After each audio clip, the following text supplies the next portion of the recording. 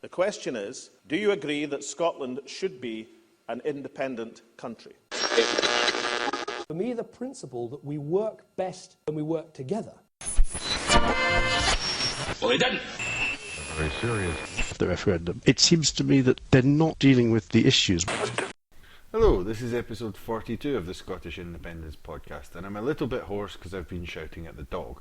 But what I've got for you today is a talk given by Gordon MacIntyre-Kemp of the organisation Business for Scotland. And I think you might be surprised by the tone of it. This isn't fracking for independence or evil oil companies for independence. I think you'll find this is quite a lot in common with some of the things that Robin McAlpine from the Reed Foundation outlined in the last episode. I think you'll get a pleasant surprise by it, and there's also a lot of facts in there that you can, terrible pun time, you can take to the bank. And on that frankly unforgivable note, I'll let you listen to the talk.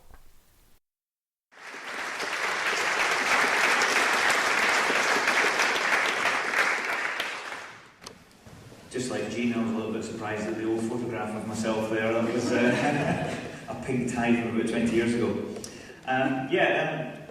The membership of Business for Scotland is growing by about 5 to 10 business people a day are signing a declaration that says that they believe Scotland's economy will thrive as a direct result of independence, and that includes employers from all over Scotland, from all sectors. And when you consider how many business people are actually saying no publicly, we probably outnumber by at least 100 to 1, and that will continue, believe me, because when people hear the economic and business message, it really does resonate with them. I'm a bit out of place tonight because I'm not a former Labour MP or advisor to Labour First Minister or anything like that. I was actually I was born in Irvine, but brought up in Hexham, Northumberland, which is a small town, not unlike this one actually, but the other side of the border. There's a couple of things that are very similar, but there's one thing that's very different, I guess, which is that in Hexham, they don't count the Tory vote, they weigh it. It's often said in Hexham that the Tories could put up a donkey and win, and they seem to want to prove that year after year after year. But I was quite affected by that. And so I stand here making a confession to you that I was a young Conservative and cast a vote for, I know, terrible, I was very young, I'd like to say, cast a vote for Margaret Thatcher once, so you can blame me for... I'd like to say I have seen the light. Working sometimes 12, 13, 14, 18 hour days to make up for that mistake. I came back to Scotland to study at university, and I went to Heriot University. I put that up there in case anyone went to Edinburgh University. I'd just like to point out Heriot's University of the Year. And I studied economics. And my very first year as a young Conservative, I said, right, I'm going to debunk the nationalist economic case in my first year project. And we were 4 weeks into the project when I had an emergency meeting with my tutor, and I said, everything I believed about the Scottish economy is completely and fundamentally wrong. And he looked at me for a few seconds and he said, it took you 4 weeks. and that's when I realised, and from that point onwards I became a convert to independence. Left university to work for a company called P&G. You'll have heard of. There's also Clairol, Max Factor, Pampers, Nappies, Febreze, you'll have heard of the whole things, Tropicana orange juice, Duracell, etc.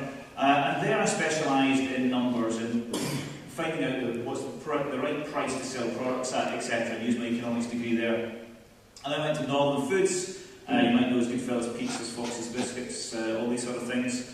And all the celebration cakes that you get in Marks and Spencer's. I did the same sort of job there, pricing management, these sort of things. But I came back to Scotland and I couldn't get a job in sales and marketing because I was very young for someone at the level I wanted to actually work at. So I used my economics degree and I worked for Scottish Enterprise as a senior national economic planner for 5.5 years. And that's when I really started getting enthusiastic about Scotland's economy and realised the real problems it had and the fundamental lack of investment that we get as part of the United Kingdom.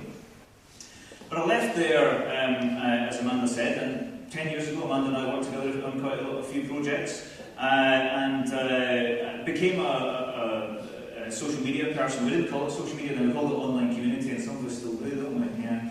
And my company at the moment advises First Plus, Capita PLC, GSBC, Napier University, etc. on social media. But now what I want to do is try and do something that I think is quite amazing. I want to, for the next 25 minutes, keep an audience of this size interested in economics. I know you think I might not be able to do it, but I'm going to give it a go. And what I'm going to do is I'm going to address all of the economic scare stories, and I'm just going to give you fact after fact, fully researched, fully backed up facts, and there isn't a single thing I'm going to say which is supposition in here. A few opinions. I've sourced all the information from either European, CIA, IMF sources, etc. And I think you'll find some of what I share with you to be interesting. Now, to begin with, let's talk about one of the things that seems to be a big worry. It comes up in a lot of surveys as to what people ask people what the main worry is about voting yes. They say, oh, what about being forced to join the euro, and can we use the pound, these sort of things. So I want to deal with that one first. So the currency question. Can we be forced into the euro? Now this is something that came up very early in the campaign. Well, if you become independent, you'll have to join, you can't use the pound sterling, you'll have to join the euro.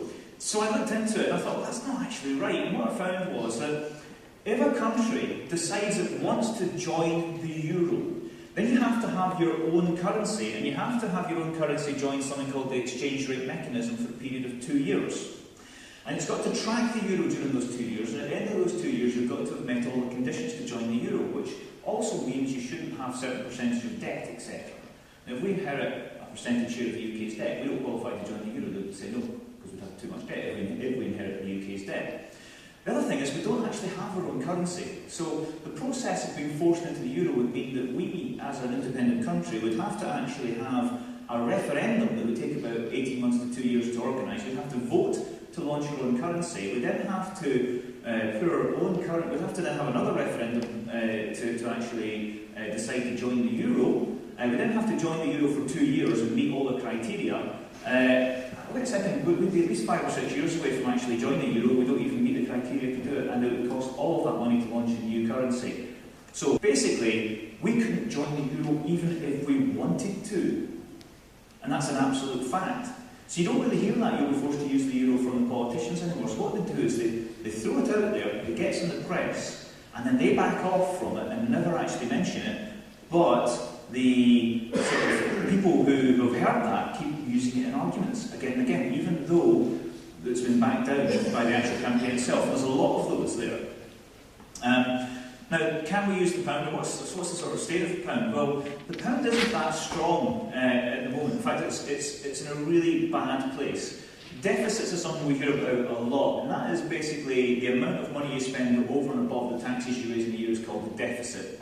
And as a percentage of all the tax raised in the last year, we've got the accurate figures for, using all the different Eurostats, the EU, IMF, International Monetary Fund, and yes, that is the spying organisation. They do a lot of economic analysis of countries to see whether or not they're going to collapse or whether they're going to have to assassinate people.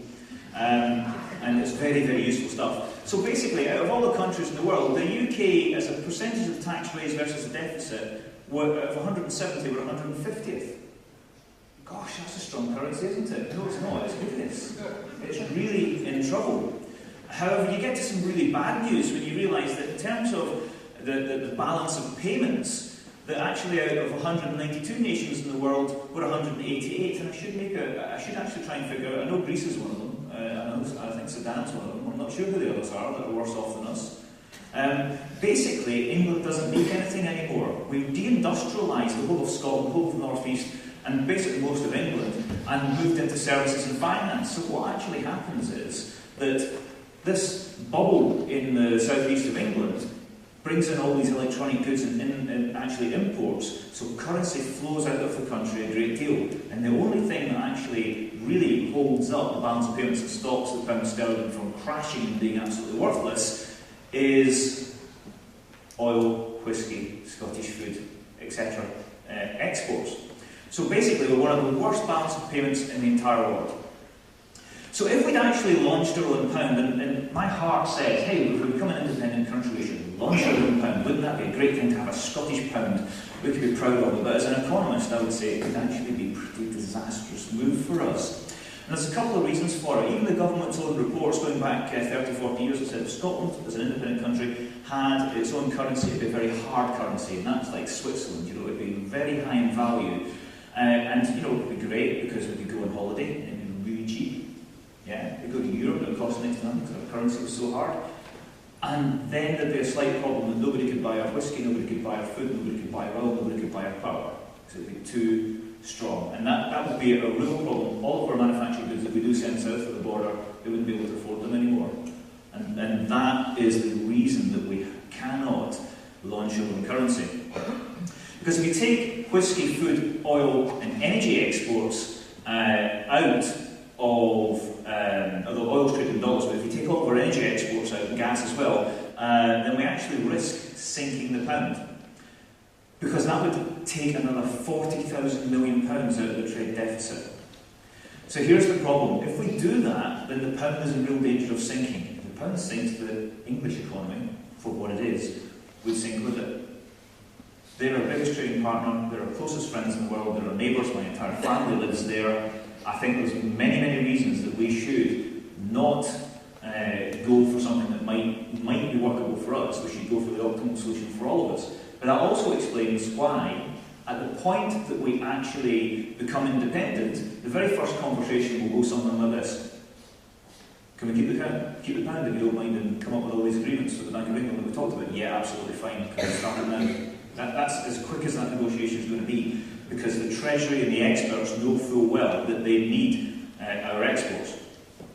There's a slight problem as well in that England doesn't produce enough energy to actually power England. It actually buys about 25% of its energy from us. It's likely to go up to about 35% over the next 20 years.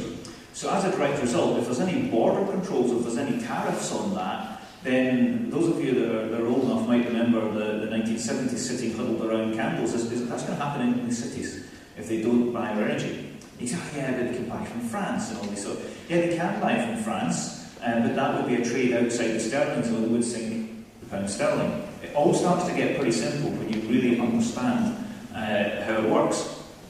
And what the UK government doesn't want is doesn't want people to actually have an in-depth conversation or a presentation of this where you actually hear the absolute facts of the matter. And this is, economists more professional than I, with Nobel Prizes, have fully agreed with everything I've said and have said that Scotland actually should keep the pound. I first took that idea to the Scottish National Party in 2005 and they said, I don't think so. And then somebody from outside Scotland told them they should do it and they went, so I'm a bit miffed. But the Bank of England is part owned by us. International law says that every single asset that is landlocked within a country that becomes independent, such as oil, such as your water, these sort of things, belongs to that country. Every asset which is either a pan-UK asset or is located elsewhere in the world, like our embassies, like our overseas territories, the Falkland Islands, etc., is split under international law by percentage of population. So roughly, we get 8.5%, 8.4%, 8.5% of all the assets, all the embassies around the world, these sort of things, and of that building there, and of the gold within. The Gordon Brown sold it off at a much lower price than you get today. And the thing about the UK is it's an optimum currency, so we have the same levels of GDP with a similar business culture. We have freedom of movement of labour, which is what the European Schengen Agreement's about. It's not a nice liberal thing about people being allowed to move from one country to the other without any borders. It actually allows people to move to where the jobs are. Now, Europe isn't a great optimum currency zone because there are cultural issues and people don't like the immigration side of things.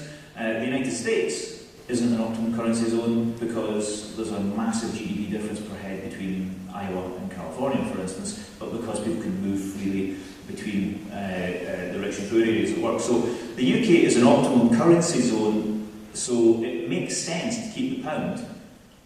However, England on its own, Scotland on its own, for what the reasons I've explained, and definitely Wales and Northern Ireland on their own or with any combination of them, isn't an optimum currency zone.